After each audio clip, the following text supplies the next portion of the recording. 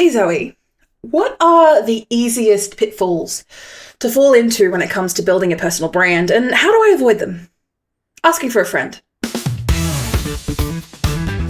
If you're tired of the old cookie cutter marketing advice and want to take your personal brand to the next level with bold, actionable strategies that truly reflect you, you're in the right place. Let's untangle your marketing mayhem with Zoe, the video confidence coach, on the Unboring Your Brand podcast. Unboring Your Brand was recorded on Wadawurrung land.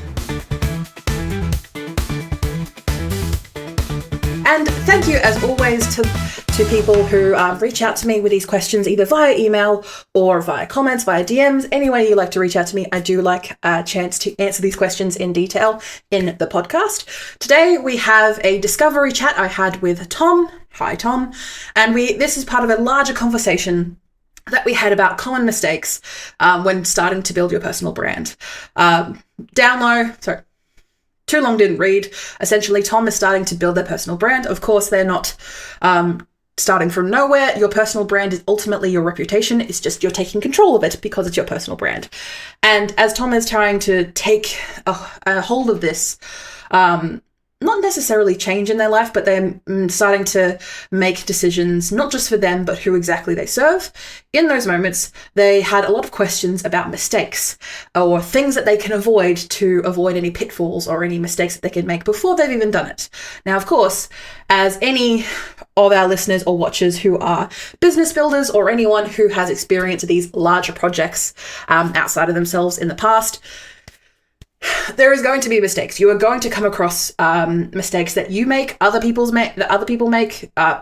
people make previous to you. There is going to be mistakes. There's not everything that you can do to avoid them.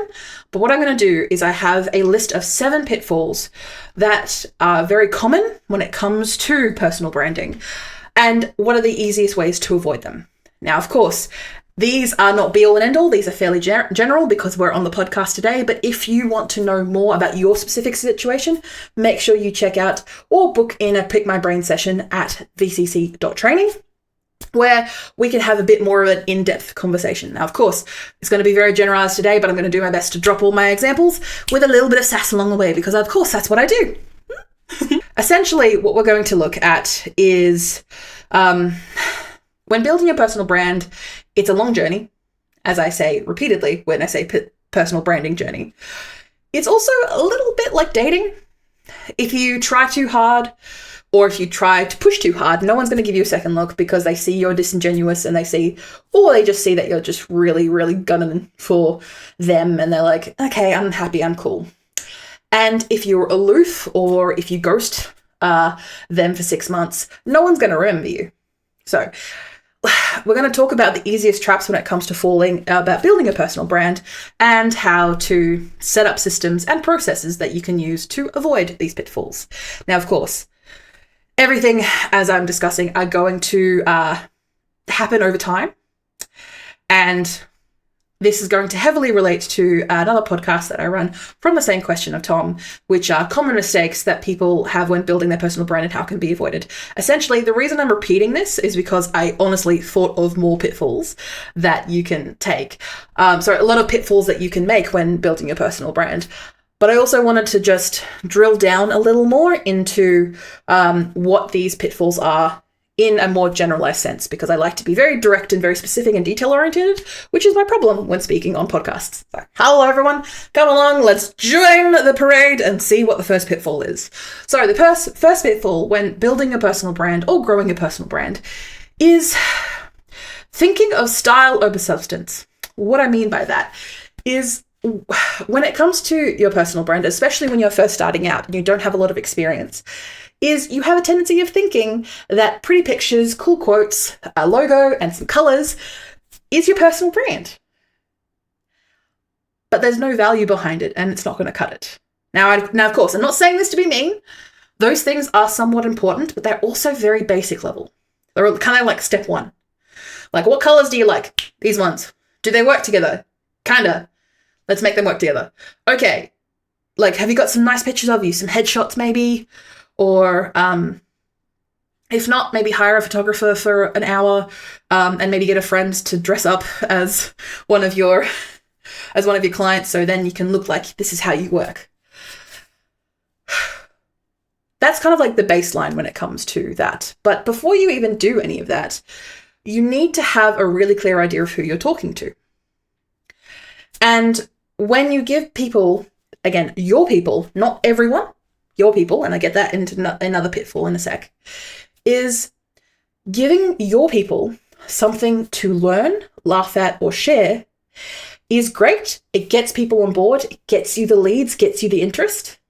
But if they get past that first gate and see you have no substance or value, people are going to be like, oh, why did I follow you? Oh, yeah, because you had like a viral image or a cool image. Cool. I'm just going to ignore you, or I'm going to forget about you. So if you are doing your best to try and bring in people, again, your people, which we'll get into the next pitfall for that one, it's okay to have things look a little scruffy. It's okay to not have things look perfect. As long as you are doing your best to educate, to entertain, and to share your knowledge, because you are trying to lead people to the solution of whatever you are either selling or whatever is the solution to the problem that they have. Again, your people. You don't need to be cute. You need to be useful and cute. And as I was trying to say before, with the next pitfall is trying to please everyone. When you are trying to please everyone, you are going to be remembered by no one, because you are going to be so vague that they are not going to care an itty bitty bit about you, because they are not going to A, remember who you are because you're just speaking so vaguely. 2, it's not going to give you a lot of substance behind your style of what you're trying to get people on board with. And if you do not have opinions on things, it's going to drastically overwhelm you and burn you out. You are not going to be able to make marketing or business decisions at all because you don't know who you're talking to. You end up being bland, beige, and honestly in the meh zone. And you don't have to be for everyone, because not everyone is for everyone. Not everyone cares about what they care, what you care about clearly, and what you are building your personal brand around, and how you're trying to serve the people. So when it comes to these, now of course I have my customer avatar cheat sheet, which you can find in the description below, and you can find out more details about that. The reason that I harp on a lot about customer avatars is essentially a made-up person of people that you have worked with in the past or intend to work with. And this customer avatar has all the details about, like, not just like the demographic of like, oh, they're between this age and this age, or they work here. No, like really detailed things of like, so for example, my customer avatar is Melissa. Hi, Melissa out there. Melissa Thompson, she is a tech entrepreneur based in Melbourne or Sydney, mainly based in Sydney because that's where everyone is. And she is in her mid-50s. All her kids are older or like take care of themselves. Yes, she has to go do a couple of things for them, but mainly a lot of her work is trying to grow her business while also being relevant in today's marketplace. She also wants to grow her personal brand. So she's got a lot of things juggling, and those are the people that I work with. Now, of course, I want to stress, I'm not shunting anyone else who is not that exact fit. I'm not cursing everyone out. I was going to do rude fingers. That's probably not a good idea to do on the camera, Zoe. I wasn't going to curse everyone out who is not that exact fit. It just helps me when it comes to my messaging, my marketing, and the decisions that I make, because that's the type of people I want to attract. I want to attract people who have an emotional center. If it's just about the money for them, cool. There are plenty of other people they can go to. I am very emotionally driven. So it helps when I work with people who are passionate about what they do and who are emotionally driven, because we can synergize, we can see each other, we can work together. I'm able to work with these people because I know who I'm talking to. I can pick my people and speak straight to them. So, unlike a Bunnings sausage sizzle, you are not everyone's butt. So in those moments, being able to not necessarily choose, but have a direction of who you're speaking to. And if you don't have a direction, honestly think to yourself, who are the people that I've worked with and who do I like working with? And if you haven't worked with anyone yet, who would you like to work with? But be very specific about who these people are. And again, if you are a bit confused about how this can work or break down, make sure you check out my customer avatar sheet or cheat sheet located in the description. The last thing that can definitely happen when you are speaking too vaguely or you don't know who you're talking to is that your messaging is wildly inconsistent. Not just in tone, but just in message and opinion. It's easy to copy off other people's styles, especially people who are 10, 15, 20 years ahead of you. People who have teams who are making millions of dollars, who have a very big leg up over you. Not just in time, but also they have spent this time honing in on those people who really care about what they do and have an easier sell so that they can start generating money and Again, I'm going into the business side of things, Zoe. We're talking about marketing here.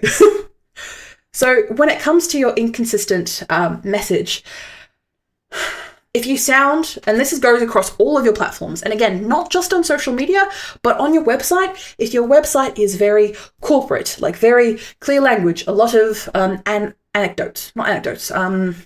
letters, like messages in letter form, acronyms. If you have a lot of acronyms on your website, but say, for example, your Instagram is very sounds like a DJ from the 2000s, and like on LinkedIn, you end up sounding like a lawyer. That does not compute, and yet you're all the same brand, and it's all coming from the same person, your personal brand. And if you are working with a team in those events, you need things to be consistent and cohesive, because people are going to research you. If they are interested in your message and your opinion and what you have to say, and also the solution you provide, they are going to research you. We are not in a day where people kind of go off word of mouth and gut alone. Yes, word of mouth can get you started, but people are going to research you. And say, for example, that may come across more with AI frameworks, which I'm not looking forward to that. But when people research you, they're going to find your different places online. Not just social media, but also your website and any places that you are online, maybe where you put articles or forums or blog posts. People are going to be confused and they're going to bounce. They're going to be done. They're going to be like, this person clearly doesn't have their shit together and they clearly are not the right for me. I'm going to leave. If you keep your tone, your offers, but also your vibe consistent across the board, people are going to trust you more. They're not going to get the heebie-jeebies. They're not going to get the ick. And they're going to go, this person is for me. They're going to feel your playlist vibes and have everything work and meld together. And they're going to trust you because everything sounds cohesive. For those who are listening, I winked. It didn't work out well. And the next pitfall that I want to get through is copying and pasting your vibes. So what I mean by this is seeing someone, as I mentioned before, who is 10, 20, 30 years ahead of you, maybe someone who's got a leg up because they had a lot of money, they had a lot of connections, or maybe they worked in the industry for a lot longer, made those connections and money, and then proceeded to become the influencer. They proceeded to grow their personal brand, or they've just been doing it for a very long time. Or they've been rubbing shoulders with the right people at networking events. These people have developed their style and their platform, and if you go about copying them, you are going to sound like a knockoff, and people will notice it because we are very good at picking up patterns as humans. And if you are unauthentic, people are going to clock that, they're going to distrust you, and they're going to immediately block you. Not just the block button, but also just the ignore. Like, they're just going to ignore you. Every time you come up, they're just going to scroll past you. Why should they care? Because you clearly don't. You want to be someone else. Why should they care about what problem you solve or the solution you have? Why should they give a crap? You clearly don't. So in those times, you need to be authentic. And when you are starting out with your personal brand, authenticity is your best selling point. Even if it's a little weird, nerdish, goofy, geeky, that honestly is what sells, because people respect people. Not necessarily respect. People connect with people. Respect is earned. And inspiration can be cute. You can get a couple of words in, or maybe you can get a couple of mannerisms, or maybe even a couple of ideas from other people that are way ahead of you.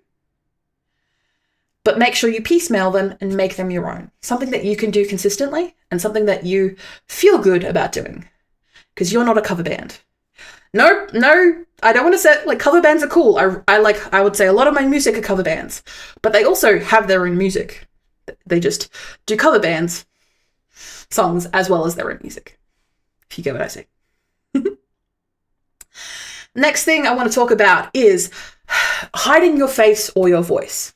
So I understand that in this day of AI and wonderful things going completely wrong, when people don't have a sense of who you are and you're trying to build your personal brand and you're going by name recognition alone, there's no photos, no videos, and no hint of who you are, people honestly don't connect with logos. People don't connect with colors. Now, of course, you in your mind can probably come across various creators or various people that you've come across where you don't actually know what they look like. You just know their humor, you know their mannerisms. You don't know what they sound like because they use an AI voice generator, or they have something that sparks your interest and keeps you coming back, even though they don't have any identifying features. And that is okay. That works. Are you able to replicate that yourself confidently, quickly, now? There's a high chance that you said no. And if you said yes, go ahead. Feel free to use that and use that name recognition alone. Just make sure you use all the other pitfalls that I've mentioned today on that name recognition. But in those events, high instance that you obviously, in those high instances where you didn't say yes straight away to that question I posed, people want to connect with you, and especially when growing your personal brand, they need to trust that you are going to give them the solution they need. So if you are able to, and if you feel safe to, showing your face, sharing your voice, and giving them something real to connect to is going to be more preferential and is going to speed up your growth rather than fakeness, AI fakeness. People want more you and less a Canva template from 2018. And it's also okay if you do not feel safe enough to do that. I'm currently working with someone who doesn't feel safe enough to provide any identifying features. That is okay. We can work around that. We can do that by the tone of voice that the articles that are being written. They are able to utilize their experience and have it in a comedic way that gets people on board, because people really enjoy that. Find what works for you, and again, the people that you serve. And the last two pitfalls that I want to talk about is overthinking everything, especially when you haven't started yet.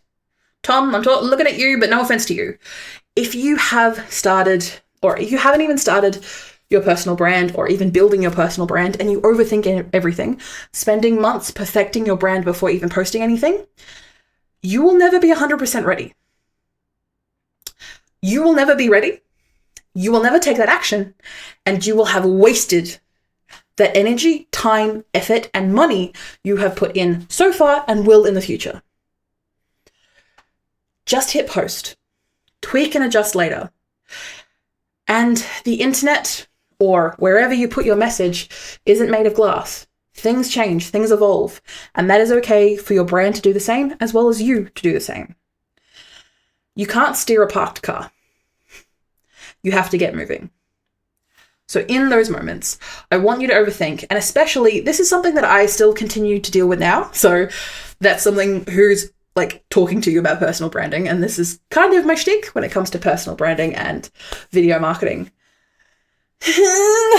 I know it can feel very overwhelming, but I'm going to tell you now, half of that is just procrastination, masquerading as I want things to be right for my client. I want things to be right for them.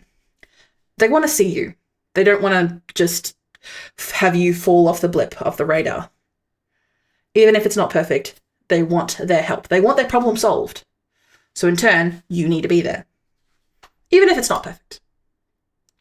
And the last pitfall about for those starting their personal branding journeys is talking and making everything that you do all about you. Your brand is not your online diary. And even though a personal brand is a reflection of you, it's also a public reflection of you that is built for a specific audience. You are there to solve their problem. Yes, it may be a case that you solved the problem because where they are now is where you were 5 years ago, 10 years ago. No. Or the people that you help are, for example, maybe you don't have that lived experience. You may not, what am I saying? I'm saying is that you may not have that exact lived experience that they're experiencing, but you're coming from a place of authority because you know what you're talking about and you want to help and serve these people. So in turn, you need to make them the focus. You need to know what they want, what they need, and what they struggle with, and make sure you put that in your messaging. Say it out loud.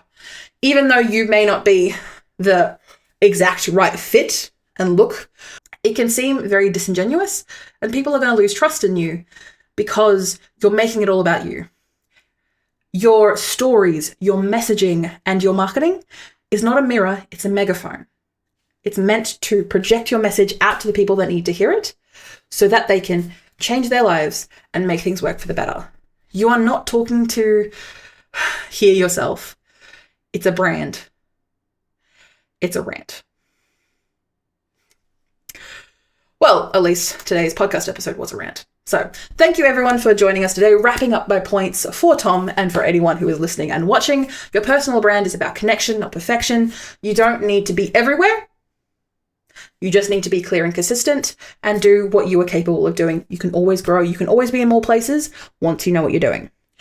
And do your best to fall in love with how you show up as you, your wins, your warts, your weird dances, because you are stuck with this personal brand. Yes, you can change things. Yes, you can evolve. Yes, you can adapt, but it's not just for you, is it? It's for your audience. Thank you everyone for joining me for this podcast episode. Make sure you check out our everything that's in the show notes. Anything that I have tickled your fancy with, make sure you check it out at vcc.training, where we've got all our products, our services, our tools to help you grow and start your personal brand and actually take action, as well as video marketing and other strategies as well. Look forward to hopefully chatting with you soon. Thank you for listening or watching Unboring Your Brand. You can find detailed show notes with tools, offers, and episode transcriptions. Just click the first link in the description or go to vcc.training/podcast. Get involved and ask me anything about personal branding, video strategy, or just a friendly small business chat via my email, g'day@vcc.training. That is gday@vcc.training. The Video Confidence Coach would like to acknowledge and pay my respects to the Wadawurrung people of the Kulin Nation, the traditional custodians of the land on which I record my podcast. I pay my respects to their elders past and present. I stand with the traditional custodians of these lands in working towards a more equal future. Always was, always will be Aboriginal land. Look forward to me chatting at you next week, superstars.